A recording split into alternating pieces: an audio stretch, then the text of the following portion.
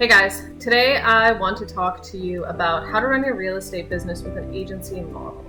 And the main reason why I want to talk to you about this is because agencies are one of the most efficient and I guess almost sophisticated businesses that run incredibly lean.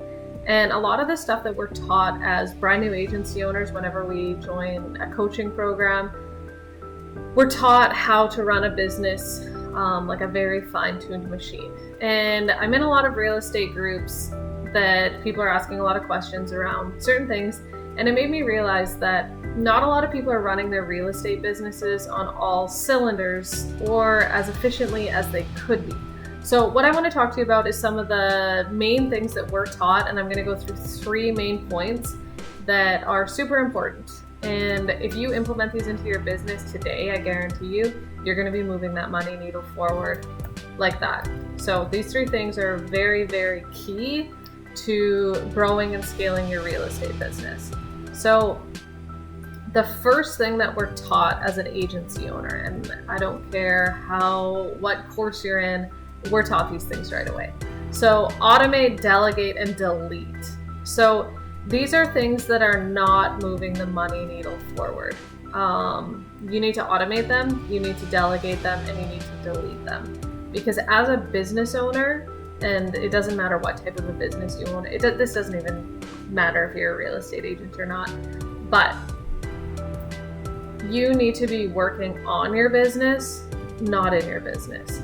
If you're working in your business, we always refer to this as the freelancer model. A freelancer is someone who doesn't want to grow an actual business. They're someone who just wants to essentially just be an employee of their business. They just want to be a sole proprietor, and there's nothing wrong with that. But if you want to grow your business, you need to get out of that mindset. And for the majority of us, we actually want to grow our business to something substantial, something that's going to have multi-generational tiers of income. So use technology for a lot of your automation. So what I mean by this is prospecting is probably going to be your very first one. Prospecting takes up a ton of time, and prospecting is a very inefficient use of your time simply because you need to contact so many people before you actually get a lead out of this. Automate this. But this is going to cost money to automate it, so you can't be cheap when you're automating it. What do I mean by that? Paid ads. They're going to be your number one best friend when it comes to prospecting when you're in real estate. You can also hire VAs to do prospecting for you. It's going to be a little bit slower, and you can be doing, cold messaging to people. It's probably not something that I would recommend doing in real estate simply because you're going to get your Facebook account shut down, but it's definitely doable. It's not my preferred method of doing it. Now, in terms of VAs, you want to be using VAs for tasks that you don't necessarily need a real estate license for. And what I mean by VA is a virtual assistant. You can get virtual assistants for incredibly cheap, and these people that you're paying them fairly low because, say, you're in the United States, the currency difference and the value of the dollar is quite a bit different. So you can actually pay these people a few dollars per hour to do basic administrative tasks for you, and you're not exploiting them. They're still getting paid fairly well. I know ranges typically for a VA in, say, the Philippines or something like that can range between, we've worked with them from $2.50 per hour upwards of $10 per hour. It really depends on what type of skill set that you're needing. You can get a pretty good VA to do admin tasks for $2.50 per hour. I promise you that. Now delete.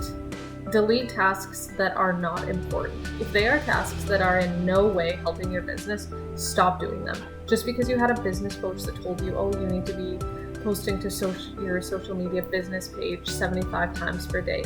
If you have a reach of 1, which is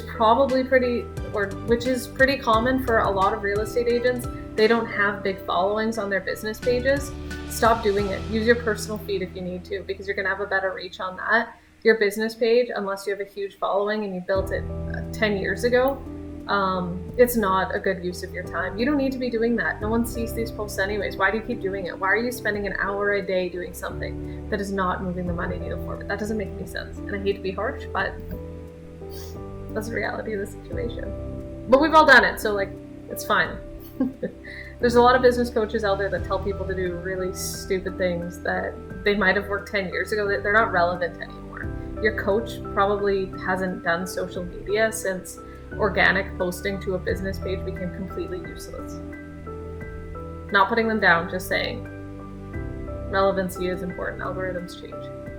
Number 2, run your business incredibly lean. This is what we are taught because we, as an agency owner, in order to scale our business, we need thick margins in the beginning. So we want to be running our business at about a 60 to 40% margin, and that's pretty good for an agency.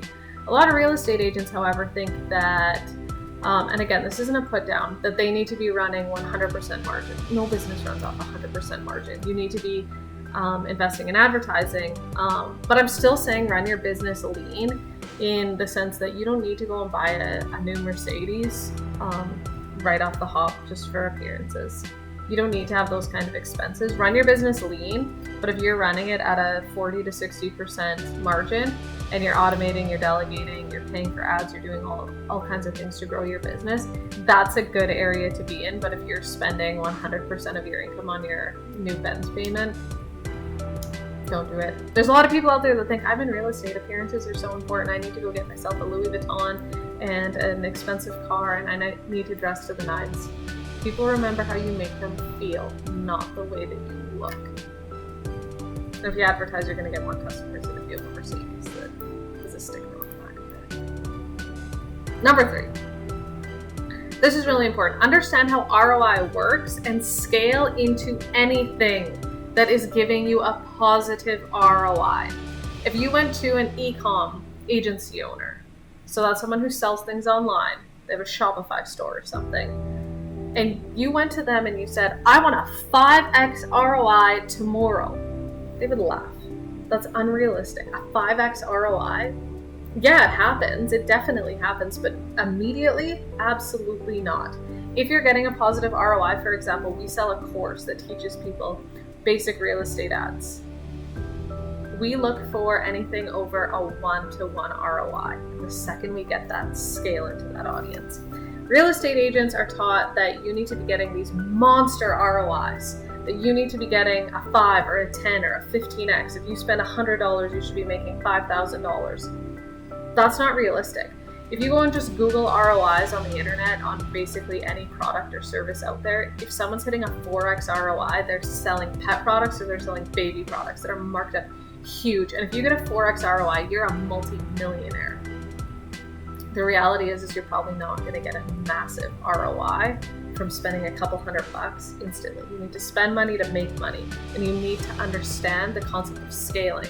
If you've hired an agency to do your ads for you, or you're doing your own ads, whatever it is, you need to understand that the second you're making money on that, take that money and reinvest it back into your real estate business. Don't go and buy a Mercedes, you guys. You don't need the Louis Vuitton purse. You don't need any of that.